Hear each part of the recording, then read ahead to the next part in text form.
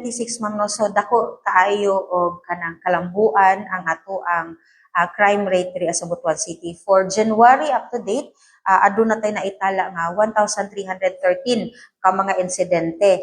Unya, base sa ato ang report, so naatay taas ang ato ang crime clearance efficiency at the same time crime solution efficiency. So sa 1,313 nga mga insidente, so natay na cleared og na solve nga moabot sa 1,292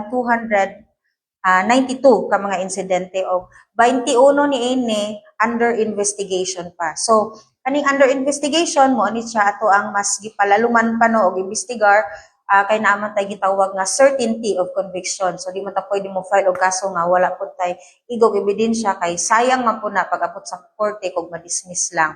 So dako siya og kalambuan no, dako kayo ang atong porsyento sa crime cleared o crime solved sa ato ang mga incident diri sa Butuan City. Sa kasabutan niyo no atong i-explain sa public ma'am, menos ba ang nagahitabog krimen sa Dapaya sa Butuan? Aduna tay mga krimen nga nagahitabo diri sa Butuan pero na-solve nato kini. Ang kaning gitawag nato nga solve is na-apprehend nato mismo ang mga suspect or mga perpetrators. So for the crime cleared, dili siya apprehended ang suspect pero na-identify nato ang suspect o niya naka-file ta og kaso sa ilaha.